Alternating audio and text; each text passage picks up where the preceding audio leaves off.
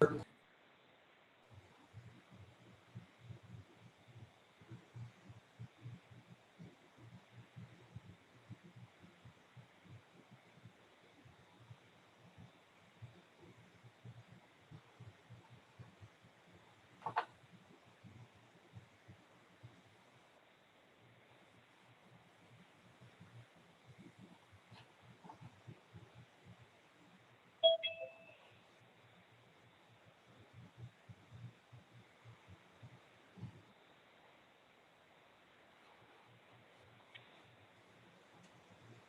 everyone. Well, why don't we get started here?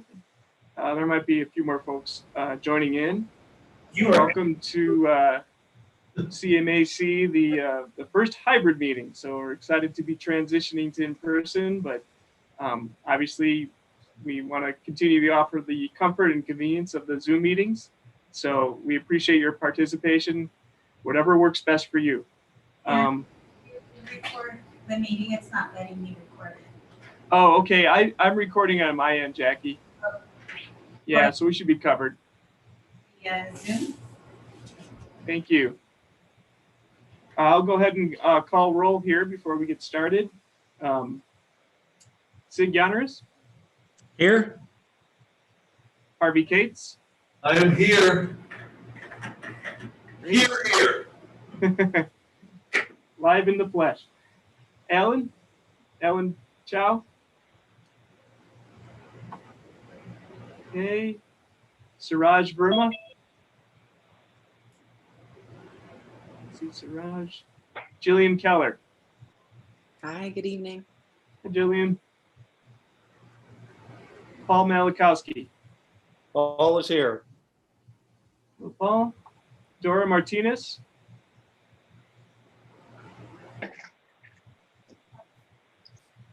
Working on that. Dora, I do see you are on the Zoom call. You are muted, but we'll mark you as here. Vince Harris? I am here. Okay.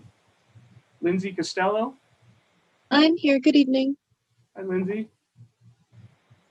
Ben Miller? Yes, I'm here. Hi, Ben. Thank you. Mayuko Majima? Jeff Bonanno? I'm here. Laura Azam? Here. Matthew Bogue? Here, hello. Hi, Matthew. David Jackelman? Hi, I'm here. Hi, David. So that is everyone. I do believe I have a quorum. I will also just acknowledge other participants. I see Clifton Crabtree with MTM.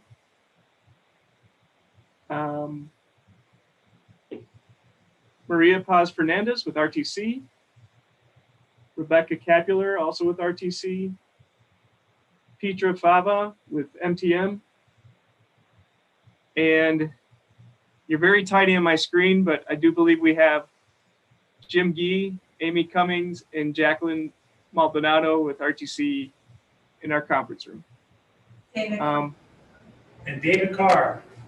And David Carr, thank you. There are a couple phone numbers, one ending in 216. That's And Vince. Vince, okay, and the other one ending in 314.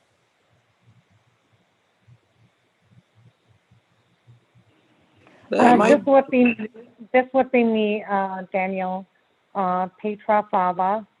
I dialed in. I hope it would synchronize, but it didn't. I'm sorry. No worries. I just didn't want to miss anyone. Thank you. And just a reminder to those on the Zoom call to please mute unless you wish to speak, and to state your name should you speak or make a motion for the record. And with that, I'll turn over to our chair, Vince Harris, to call the meeting to order. Thank you, Dan. Good evening, everyone. We'll call the meeting to order at 5:35 p.m. Good to see all of you back. Our first item on the agenda this evening is the agenda itself. Can I get a motion from someone to approve the agenda? This is Lindsay Costello. I motion. Moved by Lindsay. Can I get a second, please?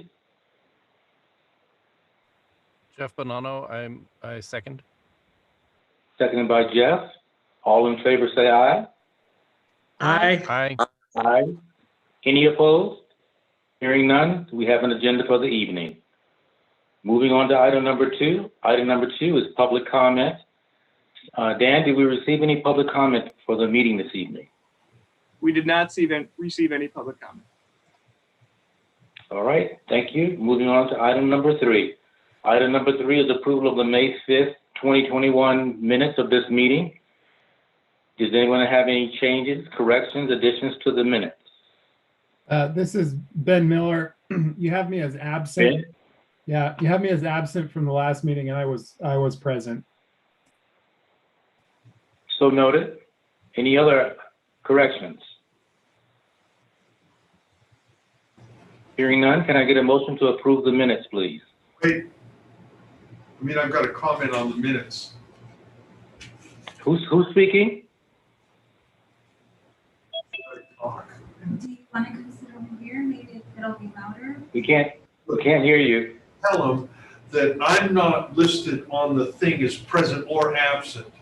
Either way, I was absent last time. Can you please state your name?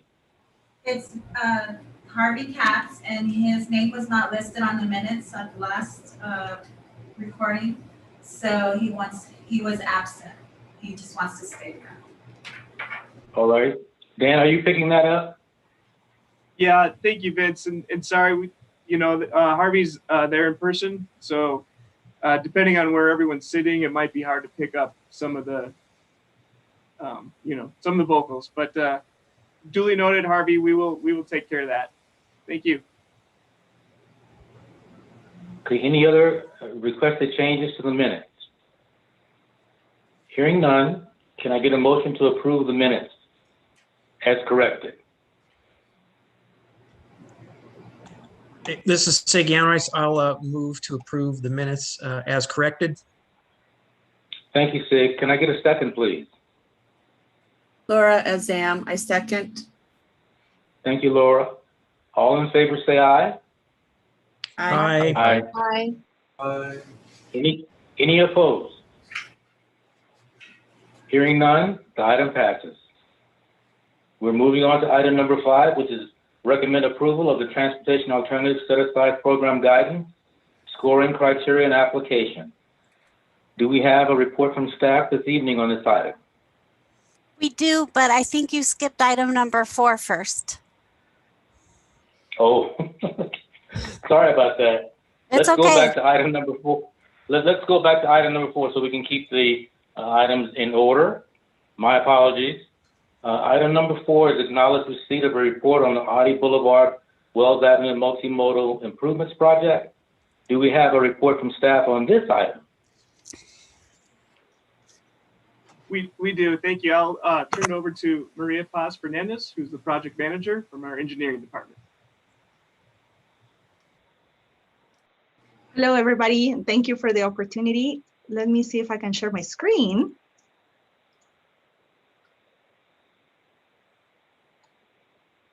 Do you guys can see my screen? Awesome. Yes. Thank you. Thank you very much. Once again, my name is Maria Paz Fernandez, and I am the RTC project manager for the Audi Wells project.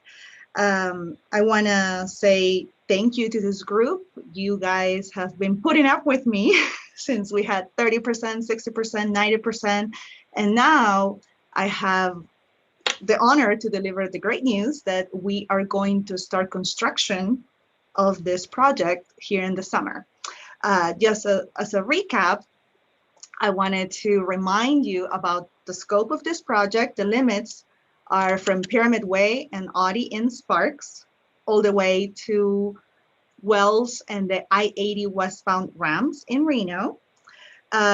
The proposed features of this project include construction of ADA sidewalks, pedestrian ramps, landscape, new lighting, bicycle facilities, and a raised concrete median to improve safety on this corridor. Regarding the bicycle facilities, the RTC is planning to construct a raised cycle track on both sides of the road between Sutro Street in Reno to Pyramid in Sparks. On Wells from Sutro to I-80, we are connecting the existing multi-use path by the UNR Farms to our proposed multi-use path. And let me see if I can scroll my slide. Did it change? Nope. Now it did. Okay, so talking about construction, we have divided the project in 4 sections or phases to minimize disruption to the commuters traveling this corridor, and of course, for more effective management of this construction project. Like I said before, we are very excited to start construction this summer, and we're going to start construction with phase 1 of this project, which is from Pyramid Way to Sullivan Lane in Sparks. Next year, in the spring of 2022, we are moving with phase 2, which is Sullivan Lane to Silverado Boulevard. In the fall of 2022, we expect to start construction of phase 3, which is Silverado Boulevard to Sutro Street. And in the summer of 2023, the final phase will be phase 4, which is Sutro Street to the I-80 westbound ramps in Reno. This is just a tentative proposed schedule. We do expect, at least personally I do, that the awarded contractor will submit more creative and shorter schedule, so we can definitely see the savings in the time of the construction of this project. This is the typical cycle track cross section, which is sidewalk divided by a landscape strip and a raised cycle track adjacent to the travel lane. This is the typical cross section that we've been trying to perpetuate during our construction. And we were successful in some areas, but I'm going to start with the area between I-80 and 9th Street in Reno. That's the area where we're having the multi-use path that will be connecting with existing multi-use paths on the UNR Farms. And we won't have a raised concrete median on the road because there are buildings that need to be accessible. For example, the Washoe County building on 9th Street. But we were able to perpetuate, or if not construct, a landscape strip with trees and beautiful landscape. Moving on, the section between 9th Street and Sutro, which is by the Reno Livestock Event Center, by the Reno Rodeo. Same thing, we are not going to implement the raised concrete median. It has to be open for access. And we were able to perpetuate existing on-street parking across the Livestock Event Center. And we flip the landscape strip to adjacent to the multi-use path. Now here, this is the bigger stretch of the project from Sutro in Reno to Rock in Sparks. And this is where we were able to incorporate all of the features, all of the intended features as described in the corridor study. We have sidewalk, we have a landscape strip dividing or as a buffer between the sidewalk and the cycle track, which is raised. And for the traveling vehicles, we have the raised concrete median.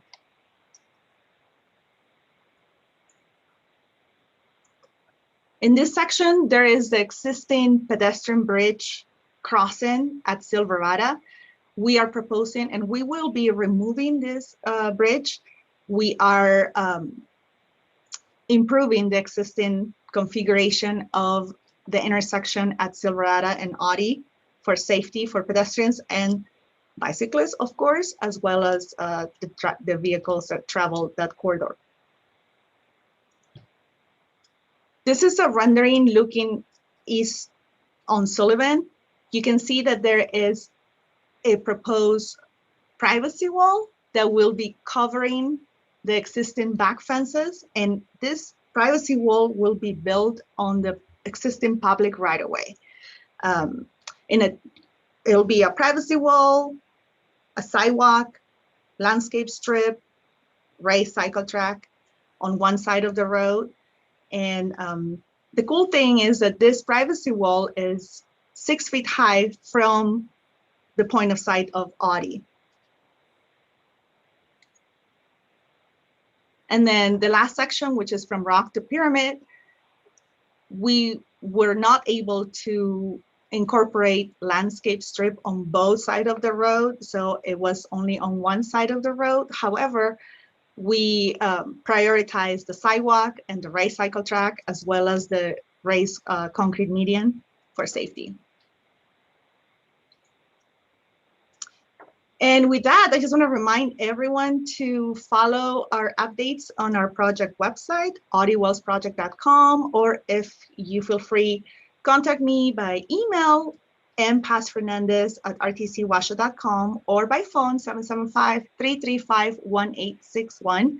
We are super excited that we're going to start construction of this great project here pretty soon in the summer. Expected tentative date, I am looking at the first or second week of July. So thank you, and don't forget to follow the RTC on Facebook, Twitter, and Instagram as well. Thank you for your time. Ms. Fernandez, thank you for the presentation this evening. Do we have any questions for Ms. Fernandez this evening? Got one. Should I come over here? Go ahead. You can speak louder if you like. All right. My question is, these various portions of the right-of-way, the bicycle lane, the sidewalk, the landscaping, what are the materials? Is it concrete? Is it asphalt? You know, that kind of thing. Thank you for your question. Yes, sidewalk is going to be concrete. The raised cycle track is going to be asphalt. And well, we have the landscape, the privacy wall will be concrete as well. Thank you. I have a Hi, question. this is. Sorry, go ahead, Dora. No, go ahead. I'll go after you. It's fine. Okay, Thank you. this is Laura Azam. I still want to know about the trees. Is the city still agreeing to pay for the watering of the trees? Thanks, Laura. Yes, the city will take over the tap for the watering and maintenance of the trees. Okay, thank you. We had another question. Who was speaking? Hi, this is Dora Martinez. So my apologies, I can't see your PowerPoint. I'm totally blind, but I have a question regarding the landscaping. So, because my coalition went to the Midtown area when I think it was like last October, and some of them are using walkers. Some of them are using motorized wheelchair, and some are manual wheelchair. So my question is, in the landscaping where the trees are going to be between the bicycle lane and the sidewalk, is that correct?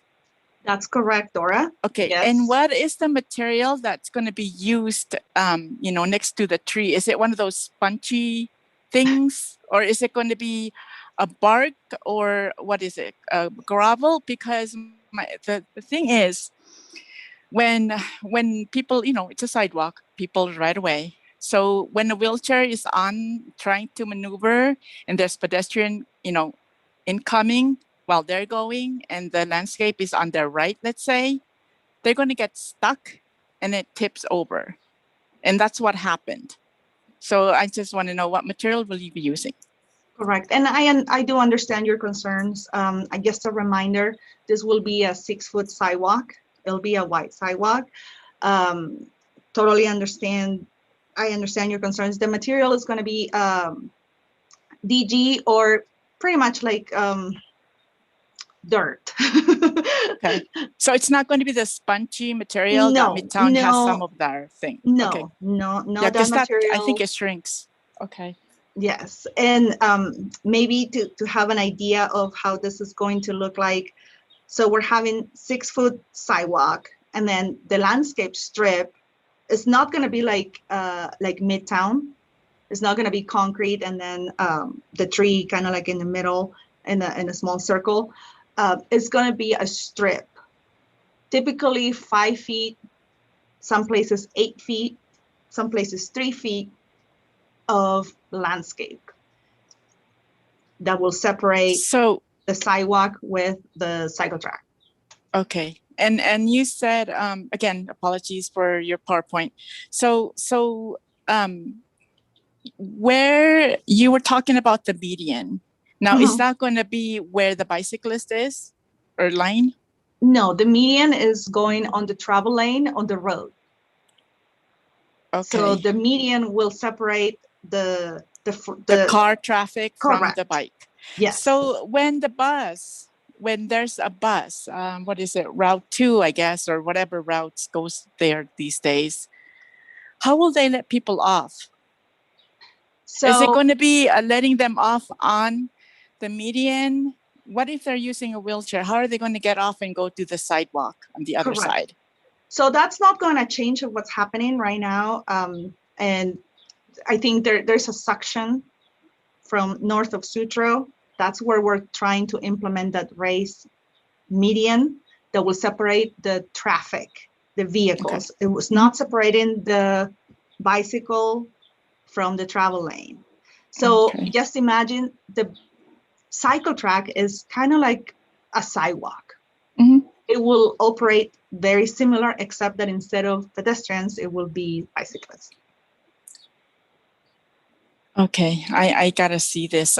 So when a person who is blind and using a cane or a service dog, how will they know that they have entered the bike lane? Will there be a lip or a distinct, differentiation of the concrete and the bike lane? Because I have excellent cane skills, and I still could have gotten hit at Midtown because there's no differentiation of the street and the sidewalk. Yeah, no, there is differentiation in this case. Like I said, the landscape is separating the sidewalk from the race cycle track. In some cases where, let's say, I think if I recall, there's one instance where we have some kind of a driveway approach. Yeah.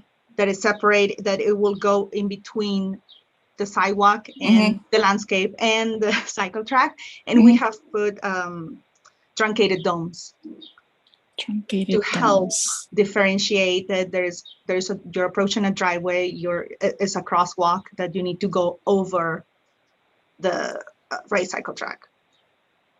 Okay, well, I hope it is cane detectable. Okay, thank you. I think I'm going to be emailing you soon. Thanks. Sure. Do we have any other questions from Ms. Fernandez this evening? Yes, this is Matthew Bogue. Go ahead, Matthew. Just wanted to start out to say I'm really excited for this project. Everything about it looks super great. So something small I noticed on the PowerPoint is the curbs being used. I think I saw that they're curved curbs, kind of smooth curves. Is that what we'll be using? No. Okay. No, and I apologize. This cross sections were not updated since 60%. It's not going to be a rolling curb. It's going to be, the word escapes my mind. Kind of like a slanted curb. So, because we did have concerns about the bicyclists getting off the cycle track and going into the travel lane. So it's not going to be a rolling curb that the bicyclists or the cars could easily just roll into the other lane. Okay, great, super. And let's see. Are there any pre-existing trees that we need to worry about? I don't know. Well, I got to tell you, thank you for your question. Very, very good question. We are increasing the number of trees. Wherever there is a conflict, we're perpetuating the existing trees if it fits within our design. If it's not, then we're removing it, but replanting it or replacing it with a new tree. Okay. And I just have, I think, one more. Thank you. So there's going to be an intersection where we're going to transition between a two-way cycle track and unidirectional cycle tracks. And that's never really fun to do, is it? Do we have any ideas on how to manage kind of the lines and the kind of the paths to make the safest transition from those two? Absolutely. So you're talking about Sutro specifically, correct? Yeah. Because at Sutro, we have that multi-use path. And then moving on from Sutro towards Sparks, we have the one-way race cycle track on each side of the road. So effectively, bicyclists will have to cross the street using the crosswalk and go and use their existing appropriate lane to ride their bike, because there will be only space for one bicycle at a time based on the width of this race cycle track. So that's how we're going. That's the transition. We will have signs, and the bicyclists are expected to use the crosswalk to cross the street and continue to their destination. Super, thank you. I really appreciate answering all those questions. Thank you. No problem. Thank you for asking. Okay, do we have any further questions this evening for Ms. Fernandez? Yes, this is Jillian Keller. I have one question. Maria, I was Go just ahead, wondering Jillian. what the rationale was for having the cycle track on the inside with the vehicles as opposed to having landscape between vehicle traffic and the cycle track? That is a great question, Jillian. And to be honest, this is the product of the corridor study. And I believe there were a couple of workshops where this specific design was vetted and voted by a lot of people. And this is the preferred alternative. And what we did was implementing it. In my opinion, I think a truly race or a truly cycle track is physically separated by either by a curb, by space, by a buffer, by a landscape strip from the travel lane as well as the sidewalk. So we were able to separate the sidewalk from the cycle track using a landscape strip, and we were able to separate the cycle track from the vehicle travel lane by racing it. So. Thank you. You're welcome. Okay, any other questions? Yeah, this is Ben Miller. Who's speaking, please? Benjamin Miller. Go ahead, Ben. Yeah, I'd like to second what Matthew said. This looks like a really good project. I do have one concern, and I know I've brought this up in other meetings. Traveling from Sparks to Reno, specifically by bicycle, is very difficult because of the the three main obstacles that come up in the roads: the freeway, the railroad tracks, and the river. It's very difficult to find a route between Sparks and Reno where you can safely get across all three of those obstacles. And believe it or not, Audi is because it doesn't have to go over the railroad tracks or the river, is right now one of the better routes to get from Sparks to Reno. My question is, if you're going to have roughly 17 feet worth of, you're going to need 17 feet worth of space to get your landscaping and your two tracks. That 395 underpass, how are you going to get all of that to fit in that underpass and still have a road through there? Thanks, Ben. So in the underpass, there will be no landscape. The underpass is owned by NDOT, and they do not maintain any landscape. So that was a compromise we had to make. The other thing, we are putting lighting on the underpass because there's currently no lighting, and that was a concern that we discovered actually at 90% in the project.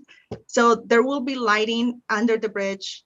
There will be sidewalk as there is right now, and there will be the race cycle track. Now, let's remember something. Every time we're closing to any intersection, the race cycle track is gonna come down and work as if it was a painted bike lane. That's the way it's going to work at every intersection. So let's remember that it will be green as our standard for any RTC projects that we are constructing. I'm sorry, but it will be like a bike lane at the intersections. So. Okay, and this is going to be going both, you're going to have travel lanes going both on both sides of the roads at that underpass, correct? Correct. Okay. Yes. And okay. Yeah. All right. Yeah, I just want to make sure, because it seems like, a lot of times these bicycle paths get built and they're beautiful, but there always seems to be one area where it just gets extremely dangerous, and it makes it almost unusable. There's a lot of places in town that have done that before, and it makes it impossible for people to safely go from point A to point B. And this is actually a really big point A, being Sparks, and then hooking up to the university.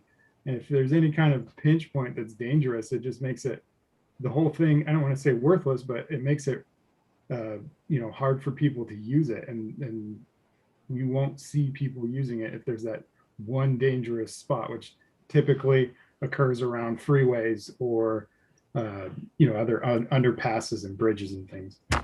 Absolutely, and thank you for bringing up your concerns. We hear you loud and clear, and it is a concern of us as well. And let me remind you that right now there's no sidewalk in big sections of this corridor.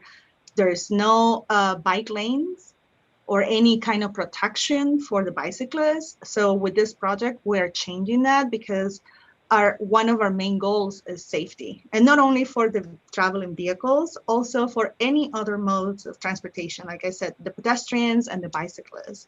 So, and then maybe in the future, there will be a bus route going on that road. Right now, there is not. I think it goes up to Wells and Sutro, but it doesn't go any farther than that. But that could change in the future. Who knows? I'm really hopeful about the future, but we're changing that. We're providing that safety. I have observed several pedestrians as well as bicyclists riding that road, and right now it's not safe.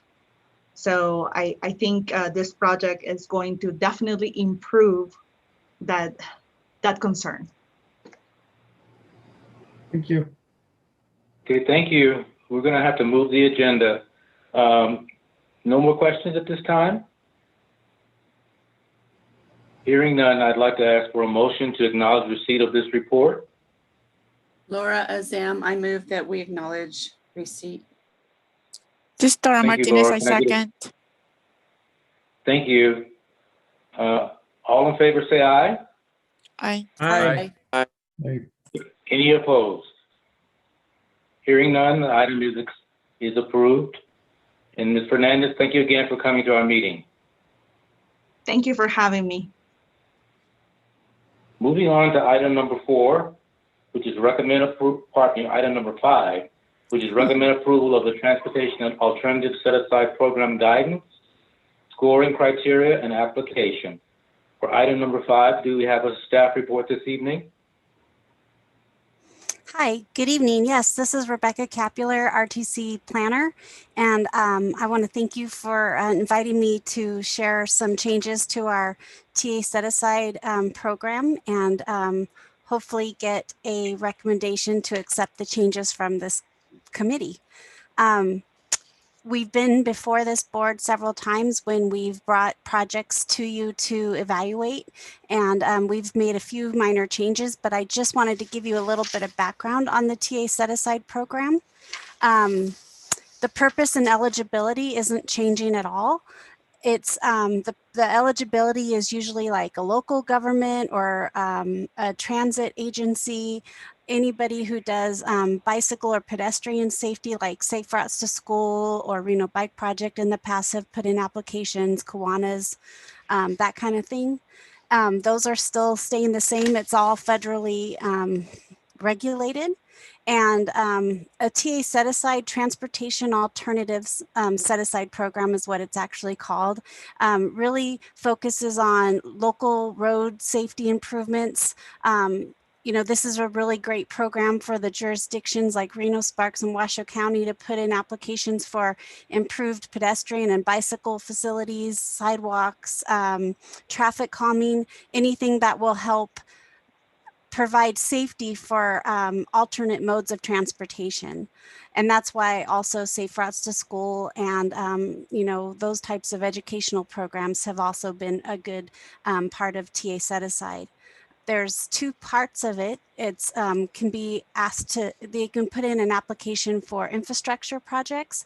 And then there's also an educational and outreach program. So for example, with Safe Routes to School, you can do K through 8th grade and do improved safety and education to motivate students and parents to ride to and from school.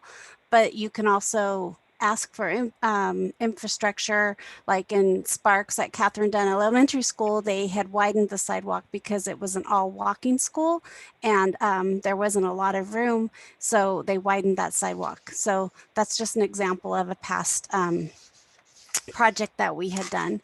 And I'm going to share my screen here. I have a short, very, very short PowerPoint presentation and I'll walk you guys through it. Can you see my screen okay? Yes. Awesome, thank you. So I'm going to move our faces over because I couldn't read it. So the part of the application that did change is in our guidelines, which you all received, we have an application which is now fillable as a PDF. I think this is going to be very helpful for all of the applicants and staff because we can not have to decipher handwritten applications, which will be very nice, but it'll also help streamline the process. And you should have received an example of that in your packet. And then the guidance section 2.0, the process changed a little bit where now we get an application and staff vets it, make sure that everything that was required is still there. For example, a budget or project guidelines, and project limits and that kind of thing. And then we score it because we have a new scoring criteria, which I'll go over in a minute with you. Before we didn't have a scoring criteria, and I think this is going to be very helpful because it really sets us up for success by mirroring a lot of the same criteria in the regional transportation plan, which, you know, we just adopted the 2050 plan, and it helps us kind of keep on track with what our goals and objectives are as an agency and in our community. The other changes, so we get the applications and we verify it and we score it. And then staff is going to meet with the applicants to review the outcome of that. The reason for that is typically in the past, we've gotten more applications than we've had funding for. And at that point, if the applicant says, hey, my project is scalable and I can reduce my funding by this much or this much, we can work through that and then come up with an alternative to make sure we have enough funding and a good plan moving forward to bring the projects that are then scored and ranked to the advisory committees. So that's not going to change. It's still going to come to the CMAC and then to the TAC. And then once we bring them to you, the applicants can, talk to you, answer questions about their projects, just like we've done in the past. Sometimes they'll have a PowerPoint or sometimes they'll just talk through it. And then you would make a recommendation to us. And then the next step would be to go to the board. So it's very similar, but it's just streamlining that process a little bit where we can get some of the work done behind the scenes and then bring you the recommendations that staff has instead of doing it at the platform of the committees. I think it would just clean that up a little bit. So I mentioned that we had a scoring criteria. We never had that before, and we only have 4 sections, and we tried to keep it as simple as possible. So for the first section, that's project benefits and safety, and we ask, is there a plan or a corridor study or something like that this project was vetted through. It could also be a program or a mission. So an example of a program would be City of Sparks and Reno have traffic calming programs where the neighbors will put in a petition and ask for traffic calming, but that's not really a plan, but that's how they vet some of their projects. So that's an example of that. Or a mission could be like the Reno Bike Project. Their mission is to educate and get more students to learn about bike safety and get out there and ride, and that would be an example of that. Also a program, they have their Major Taylor program. We also ask if their project provides traffic safety and calming measures for non-vehicle road users. So that could be an example of an enhanced crosswalk, or it could be putting in some sidewalk where there isn't any. We also are looking at if the project serves multiple modes of transportation. So is it only gonna, they'll get extra points if it does bikes and peds, for example. They'll get extra points for that. And then, of course, the last question in section 1, if the facility that they're constructing connects to an existing facility. So will it connect sidewalk? Will it connect to transit? Or does it, add infrastructure for bicyclists in between areas that there's lacking some? So that would be section 1. Section 2 is equity and environmental justice. This is in your packet on the application. At the very end, there's a map, and it just has an area that has environmental justice populations that were identified through the RTP process. And those projects that are in there are in our Chapter 9 for environmental justice. So if it's located in an area that serves that area, that population, they get some points for that. And then we ask the applicant to identify essential services, and you'll get a point if it is in an area that has essential services. Examples of those services would be maybe government offices, medical, grocery shopping, doctor, school. So there's a myriad of examples of what that would look like. And then we have just 2 more sections. Section 3 pertains only to infrastructure, and section 4 is only to non-infrastructure. So we're separating those out a little bit because they're not apples to apples, they're apples to oranges. So if you have an infrastructure project, you would skip section 4. If you have an outreach educational project, you would skip section 3. And what we're looking at here is project readiness. We give more points if your project is ready to go within 12 months. And if it's a construction project, it doesn't require right-of-way or utility or any type of environmental exclusions from the federal side. That helps us to get the projects off the ground and implemented a lot quicker.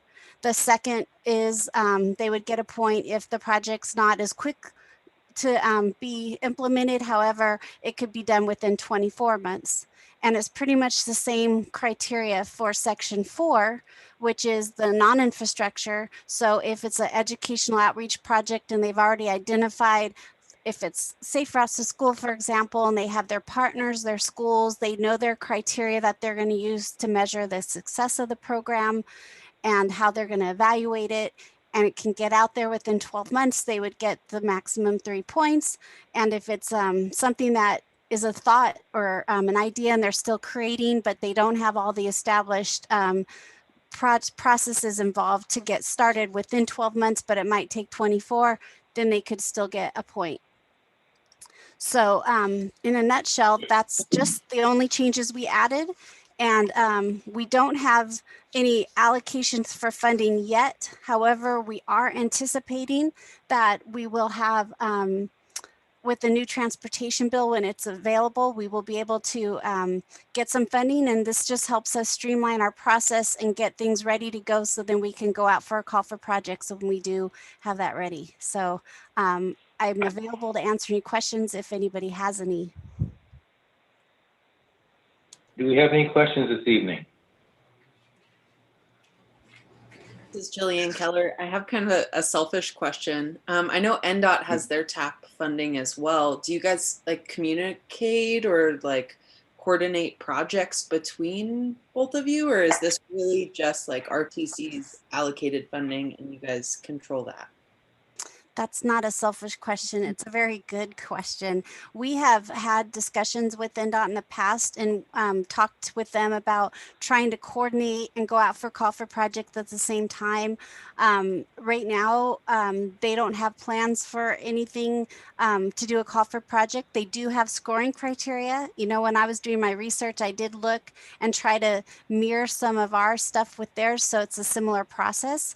But to answer your question fully, as of today, right now, we don't have a uniform call for projects, you know, and that kind of thing. I do want to note, though, Julian, you know, with Reno Bike Project and Safe Routes to School, they don't have the same exact criteria as some of the local jurisdictions do. And I did talk to Reno Sparks and Washoe County, because typically when we've done a call for project, we've opened it up for like 6, maybe 8 weeks. And I was asking if that was too much time.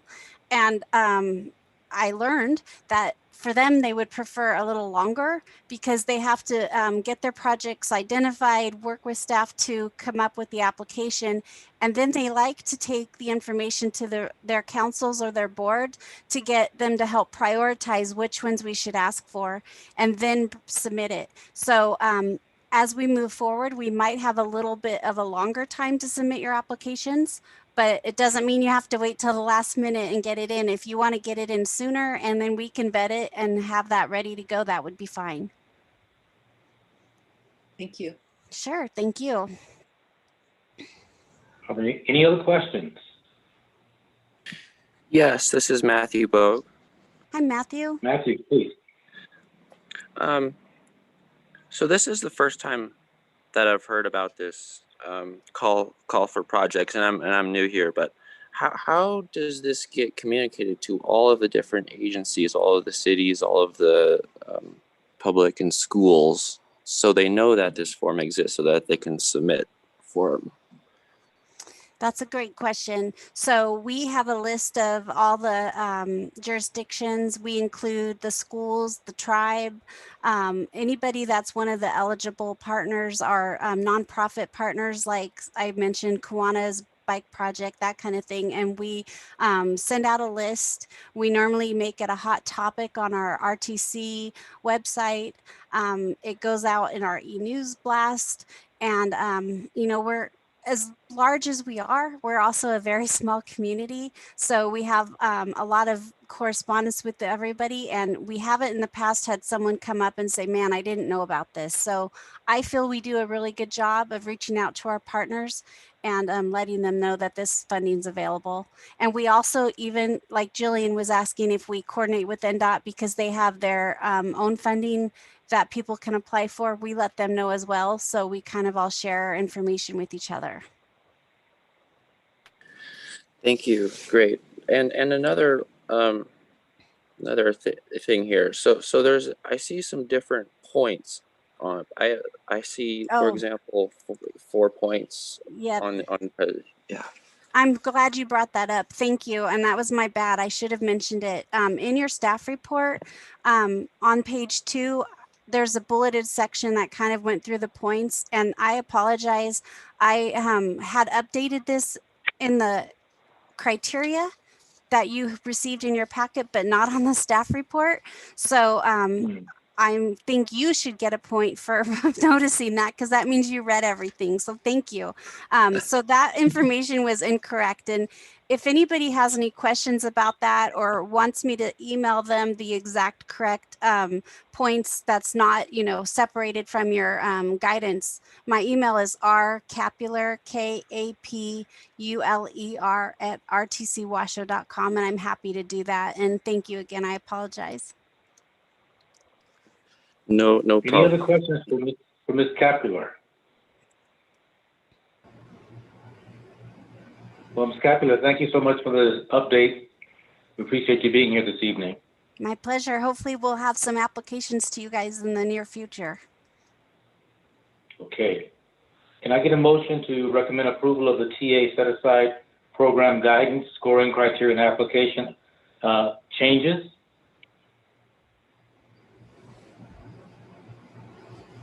This is Jillian Keller. I motion to approve the changes. Thank you, Jillian. Can I get a second, please? Jeff Bonanno, I second. Thank you, Jeff. All in favor, say aye.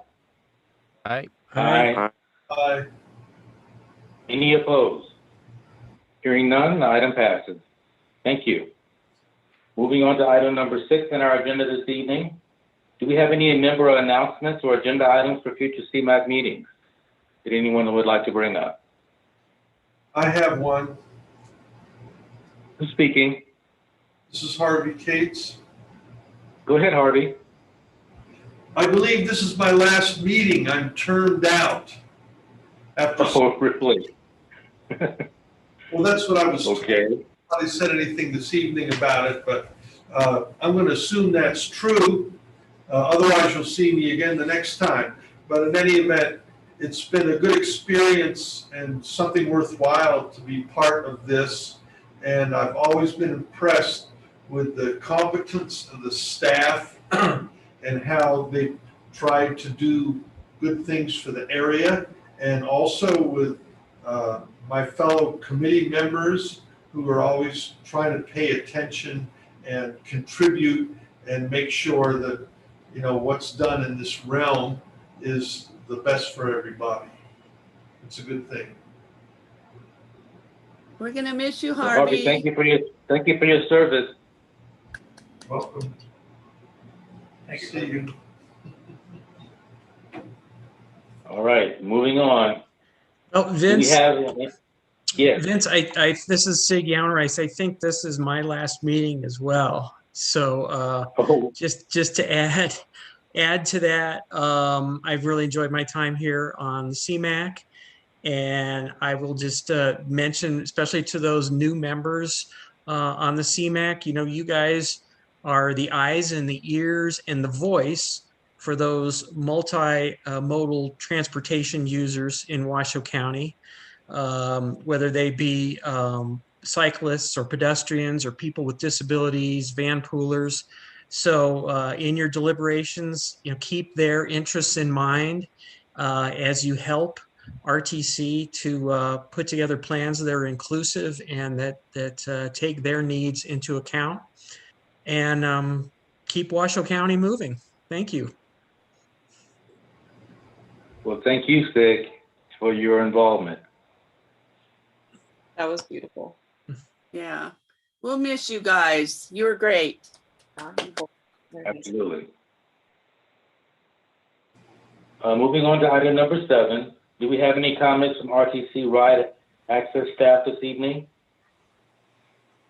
Yeah, this is Dan Denges, RTC. Just wanted to say a few words, and Harvey and Sig kind of stole my thunder a little bit, but that's okay. They earned it. So I just wanted to thank them for their service from staff's perspective, and yes, this will be the last meeting for both of them. I also wanted to recognize Alan Chow as well. He completed his first term and won't be coming back for a second term, but I definitely appreciate his perspective and participation.